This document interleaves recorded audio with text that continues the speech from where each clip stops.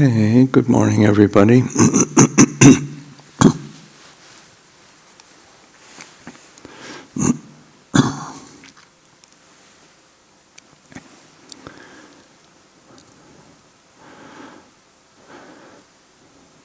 So, day after Thanksgiving,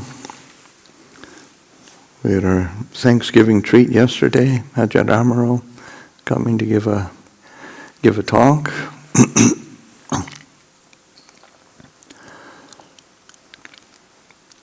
And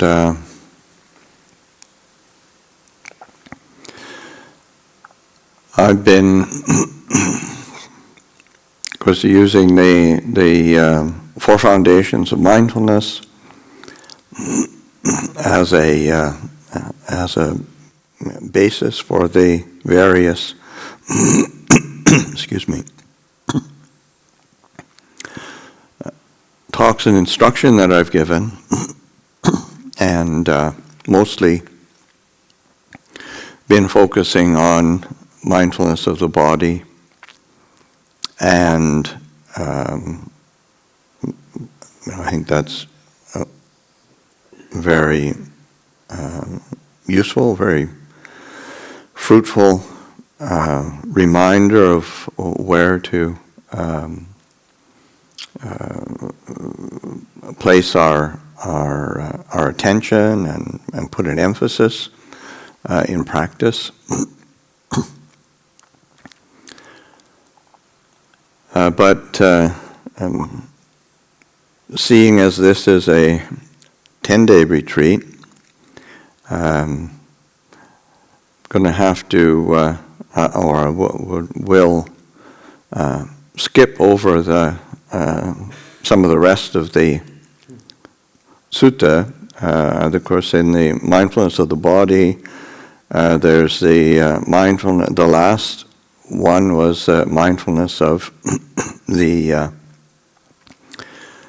corpse meditation, which is a mindfulness of death. So skip over that. Skip over the mindfulness of feeling. But just to briefly, there's that mindfulness of feeling is a fundamental feeling, pleasant, unpleasant, neutral, or pleasant, painful, neutral. And in the discourse, it's also say feeling that is worldly and unworldly, so that further classifying or identifying feeling in terms of its say the direction that it's taking. Is it? And Bhikkhu Bodhi translates it as worldly and unworldly. I can't remember how Ajahn Jeff translates it. There is certainly a translation of, say, like carnal and non-carnal, which has a certain Christian basis, but it's also actually quite a, say, appropriate in terms of the term. The term is samisa and niramisa. And say the word, so amisa is like, say, of the flesh, but it's also more like, so carnal and say samisa is sort of the, say, of the flesh. Niramisa is without or beyond. But it's more like flesh in terms of also, it's like if you put a bit of flesh or meat on a hook, if you're fishing, you put a bit of flesh or meat in a trap if you're trapping some sort of animal. So that it has that kind of connotation, sort of the bait that we either run after or we step back from, or and sort of feeling leaning towards the world, leaning away from the world. So pleasant, painful, neutral. But it's a more fundamental level of feelings, feeling tone. And the third foundation of mindfulness, mindfulness of the mind, is that aspect of mind in terms of content, just knowing the mind with greed as the mind with greed, knowing the mind without greed as the mind without greed, knowing the mind with aversion as the mind with aversion, knowing the mind without aversion as the mind without aversion, knowing the mind with delusion as the mind with delusion, knowing the mind without delusion as the mind without delusion, knowing the mind that is contracted as the mind that's contracted, the mind that is expansive as the mind that's expansive, minds that concentrated as the mind that's concentrated, mind that's unconcentrated as the mind that's unconcentrated, mind that's liberated as the mind that's... So that it's like knowing the content of the mind. And it isn't sort of contemplation of mind in some sort of ideal form. It's just really knowing the content of the mind. Knowing what is present as is present.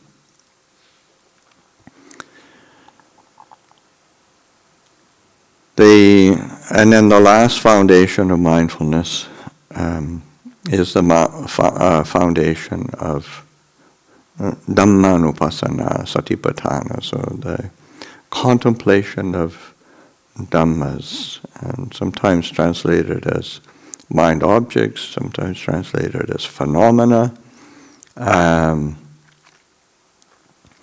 But it's also picking up themes of contemplation that are part of it's part of the teachings as well. The first one's on the hindrances,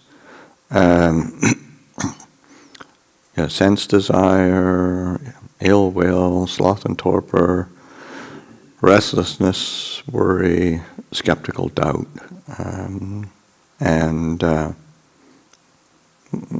it's been alluded to at different times through this retreat. I would think most people that are meditators have heard teachings on this. And in terms of it, contemplating it as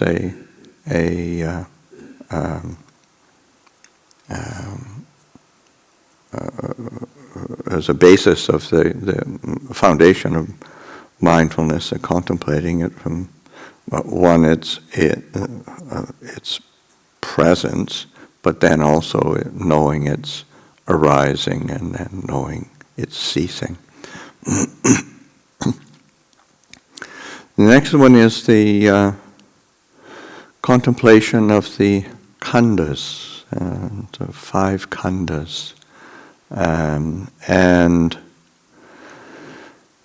this in particular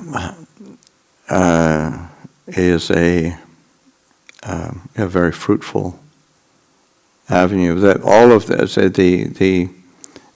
5 hindrances, the 5 khandhas, 6 sense bases, 7 factors of awakening, 4 noble truths. Those are the Dhammanupassana Satipatthana, the foundation of mindfulness concerning dhammas. And particularly that I want to pick up the khandhas today as a basis of contemplation, because of its central importance to the the aspect of say self-identification, assumption of self, identity, identification.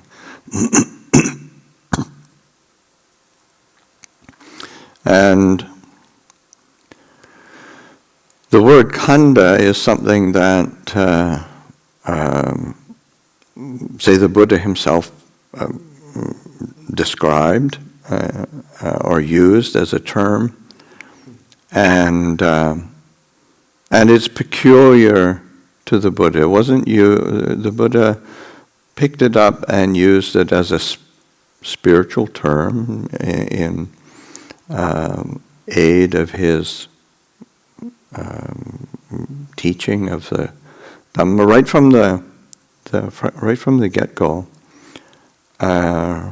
and it doesn't really in say scholars point out that it's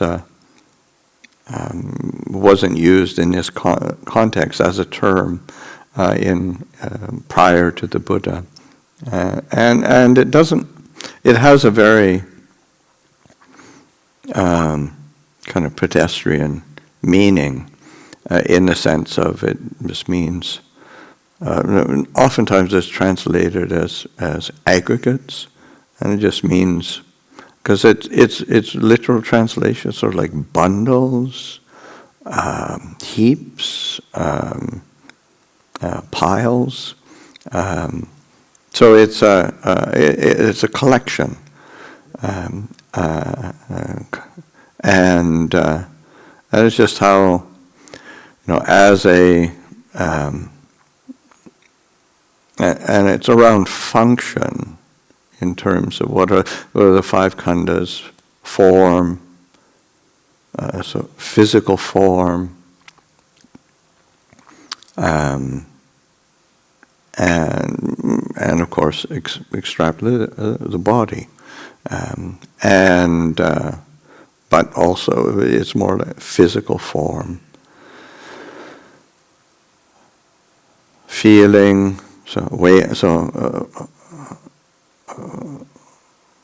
Rupa, Vedana, Sanya, Sankhara, Vijnana. Vedana is feeling, so again, pleasant, painful, neutral.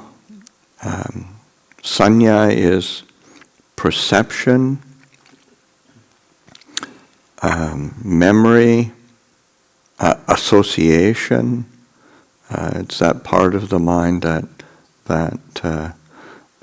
it remembers names, things, kind of categorizes, slots it into categories. So the mind needs to do that pretty quickly. And sankhara is the sankhara is formations,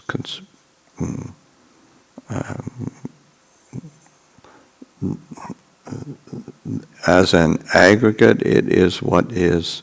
It composes the kind of thought and emotion, and has the whole. It's probably the most sort of complex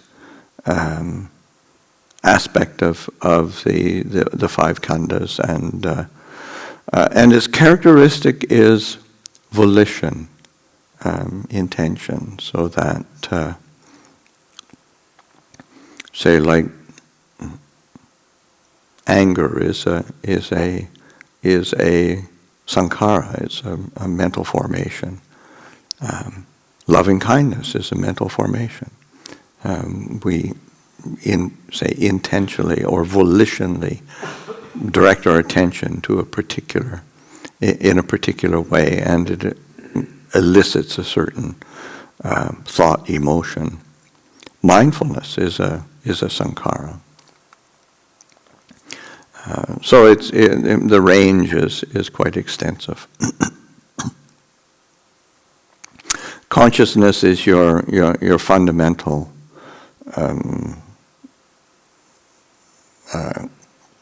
cognizing of a sense impression. That not so much used because in the English language and psychological terms, oftentimes consciousness is kind of a whole kind of range of what our expression of mind. But it's more, from a Buddhist perspective, it's much more around, and particularly from the five khandhas, it's like this is what allows us to be conscious of sense impression, and then tie it together with the other khandhas, so that they all work together. These are something, they are conjoined, they are not disjoined. So if we think of it in terms of like five khandhas as they say like a hand, sort of form, feeling, perception, mental formations, consciousness. Consciousness is a thumb that ties it all together and allows us to pick up, hold, deal with. Opposable thumbs are really helpful. And in the mind, that sense of consciousness being the thing that works with the others and ties it together. But there is not a sense of separation, really. And one of the and when the Buddha uses, say, the khandhas as a basis for, say, a Dhamma contemplation as a foundation of mindfulness, then a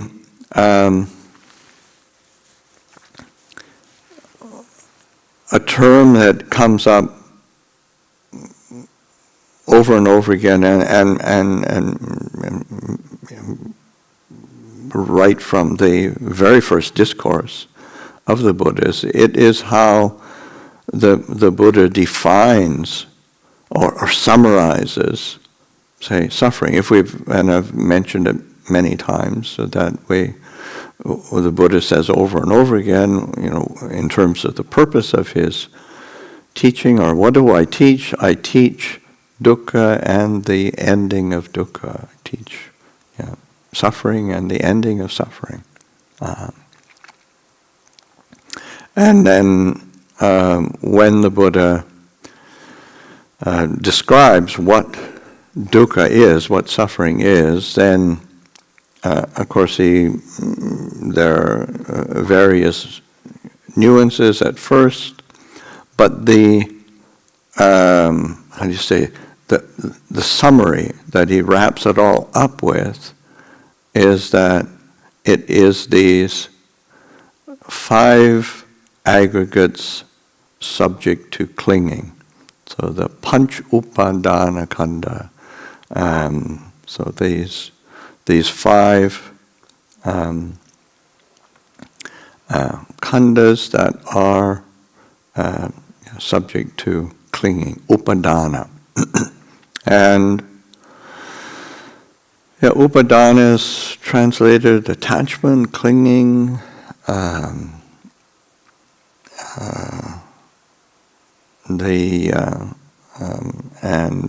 it also has a sense of sustenance, to being sustained, so that we, and of course, what do we keep sustaining with these five khandhas is the sense of self, the sense of I, me, and mine, the identity, identification, the assumption. And that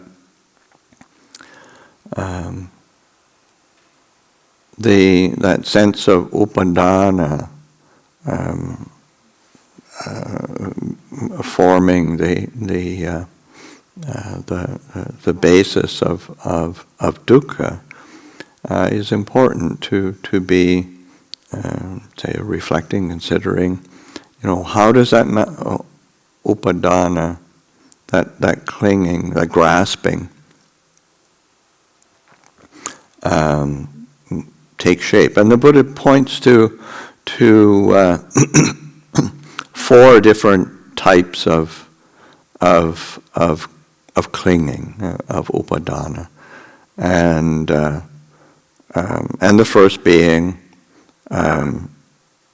sensual desire, sensuality, the attachment to sensual desire, sensuality, kam upadana. So that seeking after, clinging to gratification,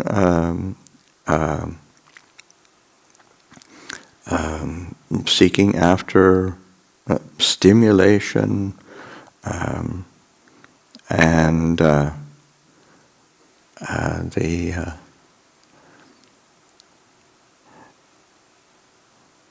what pops into my mind, of course, is the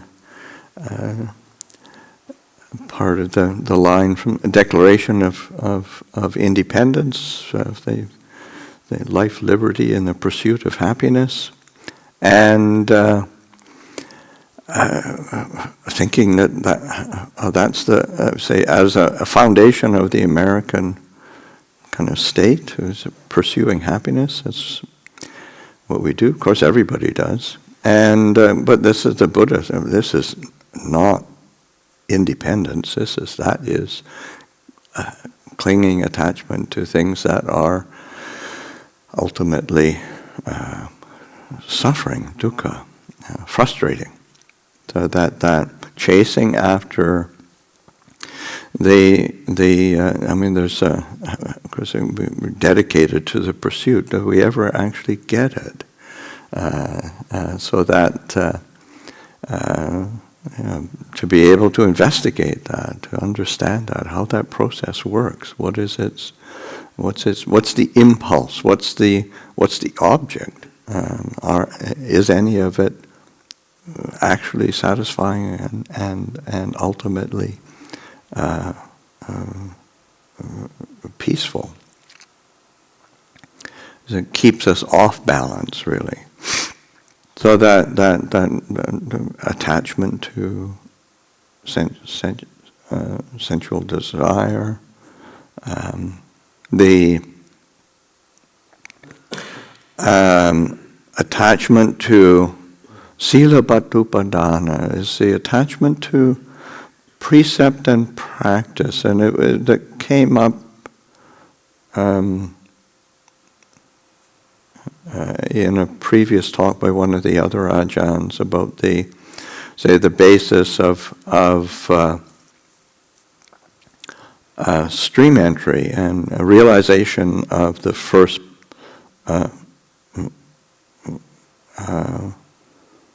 level of awakening of Sotapanna, and one of the fetters is the the fetter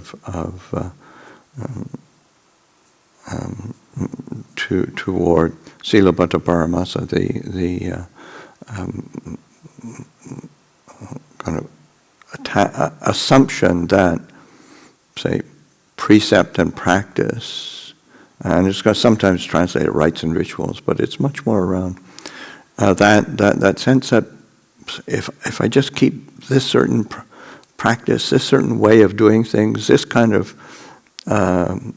precept, this kind of rule for myself, then I will be purified through that. And it's so silapat upadana, the attachment or clinging to particular precept and practice, which doesn't mean what doesn't keep it, precepts and practices, but it's the problem is the clinging. In the same way that, say, the khandhas are not really the problem. I mean, having a body and mind is actually a vehicle. Without a body and mind, we don't have the means of seeking liberation. The problem is the clinging. So the panchupadana khandha, it's those 5 aggregates subject to clinging, to attachment, that are the problem. So that, and similarly with even the practices and precepts and trainings that we pick up, it all has to be picked up with wisdom and discernment. It has to be handled with care.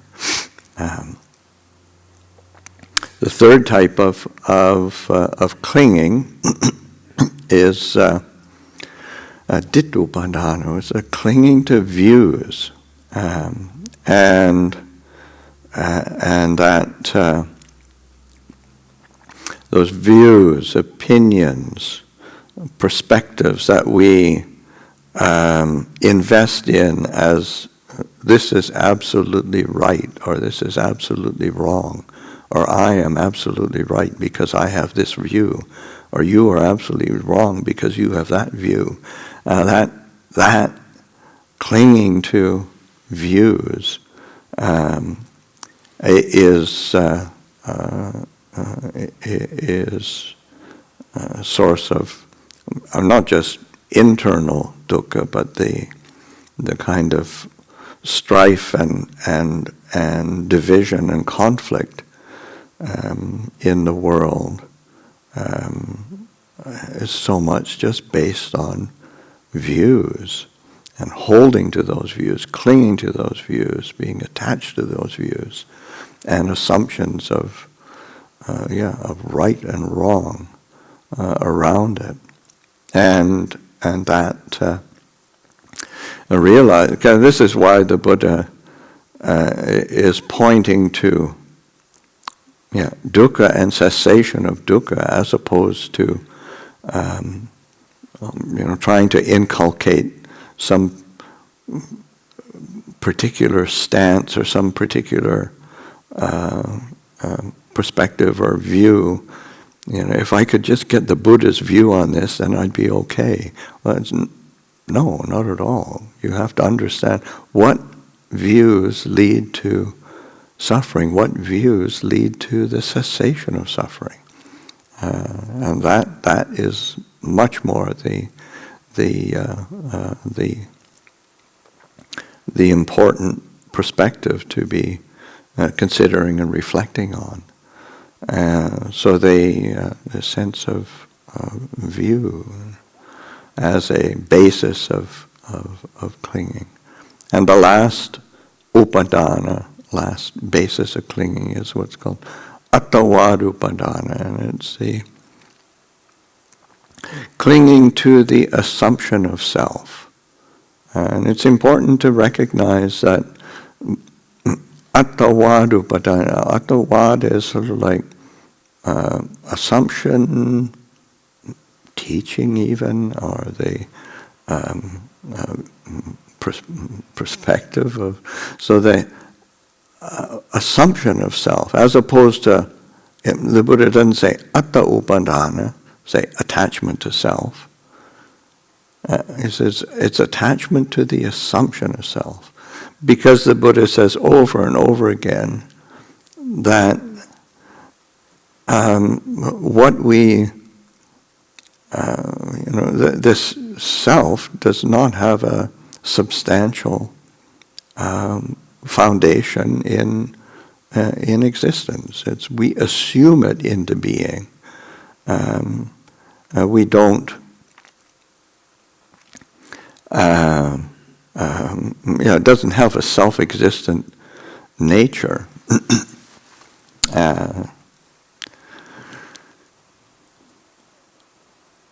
in the sense of, because we assume an identification, a me, a solid I, a solid self, and but it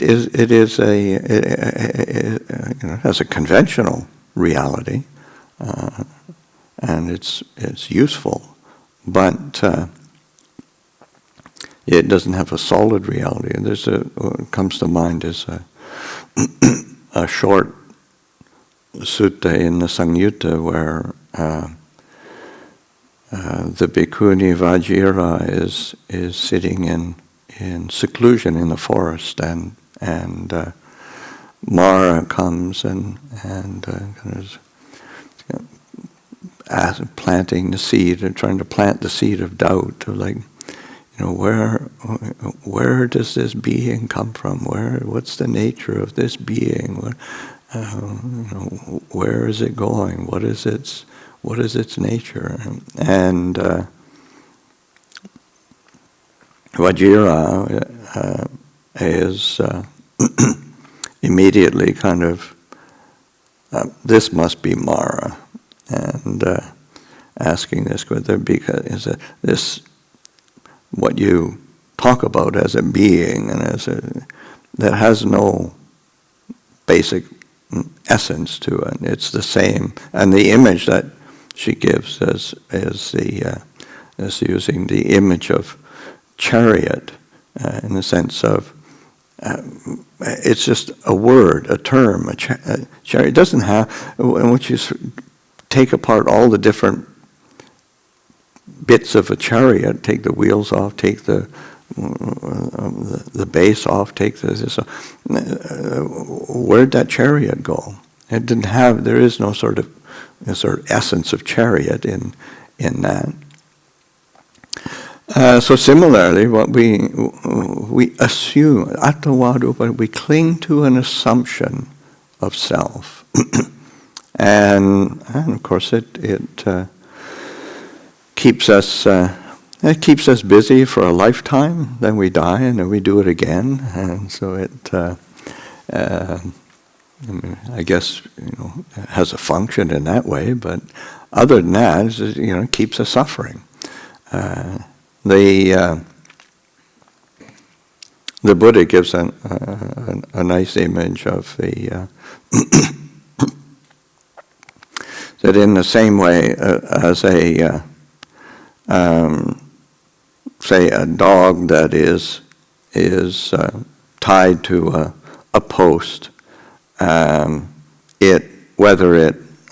when it's tied on this leash, whether it walks around this post clockwise or walks around it anti-clockwise, or whether it stands or it sits, it goes around this post. And in the same way, the sense of self, the sense of identification of I, me, and mine, it circles around and wanders around these five aggregates of clinging: form, feeling, perception, mental formations, and consciousness. This is what it circles around and identifies with. It isn't anything further than that. So to be picking up these five aggregates of clinging, and of course these. Say the fully awakened being still has these five aggregates, but they are, no longer subject to clinging, so that they are for their long-term welfare and happiness, and the long-term welfare and happiness of others, so that one of the greatest things that one can do for oneself and for others, is to see clearly these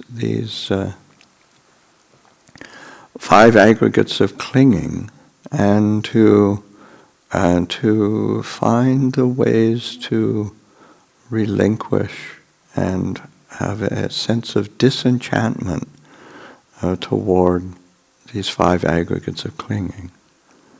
And in the same way that I talked about, say, asubhakamatthana, it's looking at it as unattractive, but it isn't as a basis of aversion or repulsion. The same way, there's this disenchantment to form, feeling, perception, mental formations, consciousness, and the whole kind of self-program is not for aversion or fear or anything that is unwholesome. It's to disenchantment that allows clarity to establish itself. A sense of breaking the spell of the this that we're bound to these things through our wrong views, wrong assumptions, and wrong way of holding it. It's like Ajahn Chah, the image that he says, when we talk about, say, non-attachment or letting go, it's not that we don't pick up things and use them. It's just we know how to pick it up skillfully. We know how to let it go. So, like, if I want to pick up this glass of water and have a drink of water, I have to know how to pick it up and hold it skillfully, but I also have to know how to put it down, to let it go. So it's not. So in the same way, we learn how to use and utilize and extract the benefit from this body, this mind. And that's this whole cultivation of the Eightfold Path is the cultivation of the qualities that allow us to see our experience clearly, so that we understand dukkha and we understand the cessation of dukkha. So there's picking up and reflecting on these 5 aggregates of clinging and viewing them, say, from an appropriate perspective. This is where, say, the images that the Buddha uses, the discourse where the Buddha gives encouragement to view, say, the form, the body, as far, and the discourse was given, the instruction was given. They were standing next to a stream, and there was, of course, the water is moving fairly swiftly, and it's churning, and then there's some foam on the top of the water, and the Buddha, you see that foam on the stream there. That is like form, the physical body. It's like foam on a it doesn't have any substantial existence. It has an apparent existence. It has a transitory existence, but it doesn't have a substantial existence. Body is it's like that. The physical body is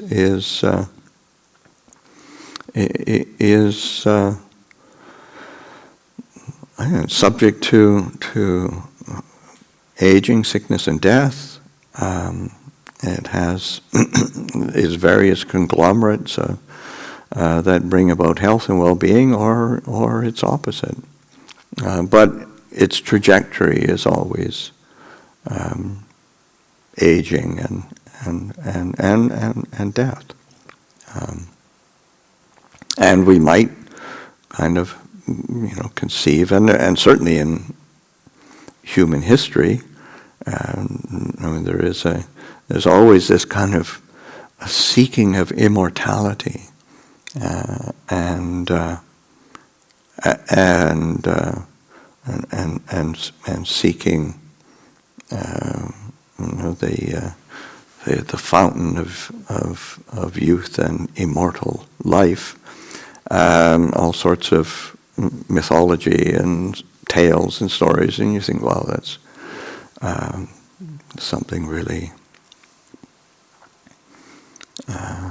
quaint and ancient. But even nowadays, there are not an insubstantial number of people in Silicon Valley and beyond that are, looking for immortality by being able to upload consciousness to the cloud somehow. I mean, it's just as another form of this seeking of immortality. And well, good luck. I can't see that happening. It's like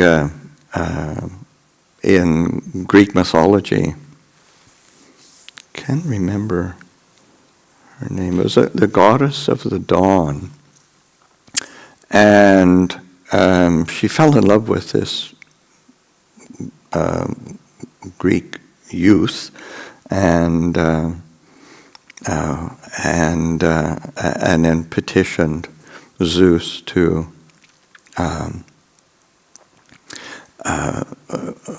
grant him the ability to be immortal. And so Zeus, being sometimes an amenable fellow, granted that, and so the goddess was very happy for a while, but she'd neglected to request him not to get old. So he was immortal, but he just kept aging, and it didn't end happily. It wasn't. So that reality has a way of winning out. There's this sense, the understanding form. It's just foam. It's insubstantial. We have to look after it. We have to care for it. But it has its trajectory, and we have to learn how to not cling, not be attached. Feeling, the Buddha likens it to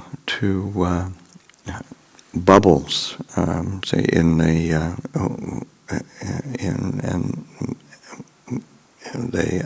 heavy rain, the raindrops come down, and they form bubbles on the surface of the water or the surface of puddles and whatnot, and it'll form bubbles. But those bubbles are very transitory.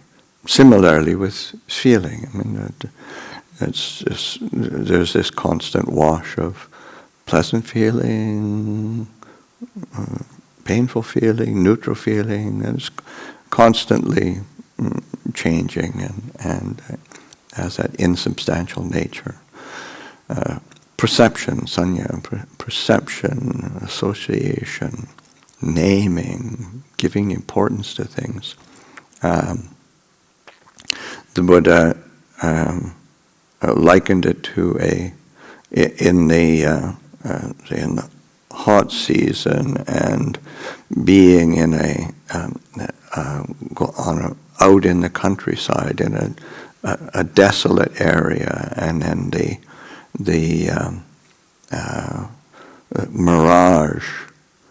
mirages that can appear in the distance. So then this like a sanya, perception is like a mirage. It gives an approximation most of the time, but it's not. There's an insubstantiality and a certain inherent untrustworthiness that we have to be alert to, so that again this necessity of bringing non-attachment, non-clinging to the mix. How we deal with it. With the mental formations are the simile that the Buddha gives is the like a banana tree, a plantain tree, or maybe like a leek or an onion as a vegetable. But for India, say the banana tree was, they're quite big and tall, and it looks quite substantial. But when you start peeling it, looking for the heartwood, and you take off layer after layer after layer, because what it is just leaves over and over and over, building up to create a stalk, and there isn't any heartwood. There isn't any solid substance in the middle of that. So the same with these mental formations, our thoughts, our emotions, and whether they're wholesome or unwholesome, that essential solid core is not there. They're impermanent, changing.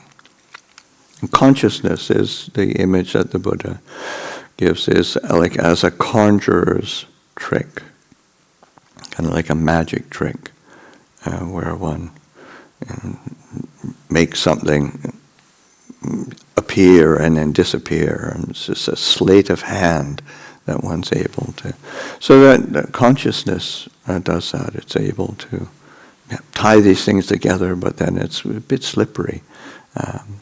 And we have to rely on all of these, but how do we do that without clinging? How do we identify and recognize that attachment, that impulse to clinging? So these 5 aggregates subject to clinging are what the Buddha defines as that's the nature of suffering, the basis of suffering, nature of suffering, dukkha. So to be investigating, picking these up as a foundation of mindfulness, and working with them and investigating and seeing how they arise, how they come into being, how they cease, understanding their fundamental nature.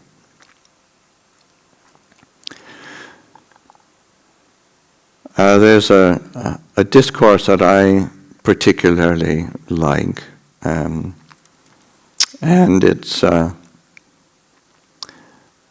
2 friends, monks, sitting and talking, and one monk asking the other monk a question. It's and these are, Sariputta is one of the monks. The other monk is Mahakotita. They're both considered great beings, and but Mahakotita asks Sariputta, basically, what is it that a virtuous monk should be doing to say accord with with Dhamma, and Sariputta said, well, one should take each of the 5 aggregates, subject to clinging and reflect on them as, so take form, feeling, perception, mental formations, consciousness, or subject as, and to view them as impermanent, changing, uncertain, as suffering. There's a whole string of epithets,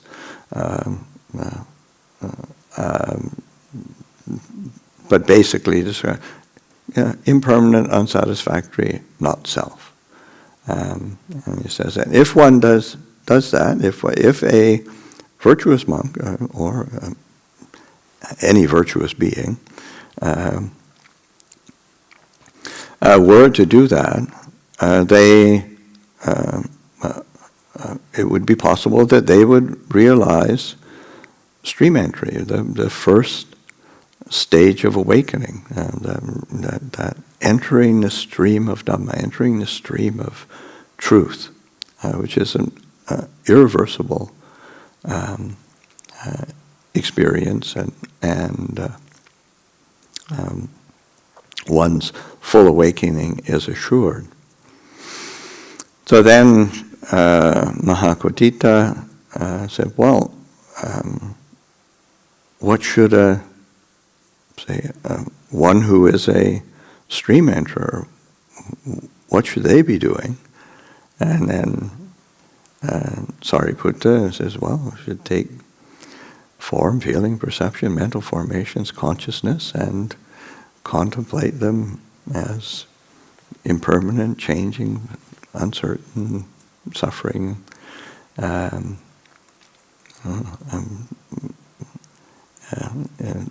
recognize a problematic nature and see as not self. And if a stream enterer were to do that, then it would be possible that they would realize, say, the next stage of awakening, which is a once returner. So then Mahakotita said, well, what should a once return? Of course, this you can see where this is going. Well, if once return is exactly the same thing, and if they did that, they would become an anagami, a non-returner. And Mahakotita, what should a non-returner do? What should an anagami do? So an anagami, non-returner, should do exactly the same thing. And if they did that, they would realize the say arahantship, full awakening. And then Mahakotita said, well, what should an arahant do? And then Sariputta said exactly the same thing. Well, an arahant should contemplate form, feeling, perception, mental formations, consciousness as impermanent, unsatisfactory, non-self, in its various different angles of, but then he phrases it differently in the sense that not because they have anything more to realize or anything more to attain, but for happiness and well-being in the presence and for mindfulness and clear awareness. And that's the end of the sutta. So it's these 5 aggregates of clinging as a foundation of mindfulness. It's a very, very important framework for investigation and practice. So I'll offer that for reflection this morning.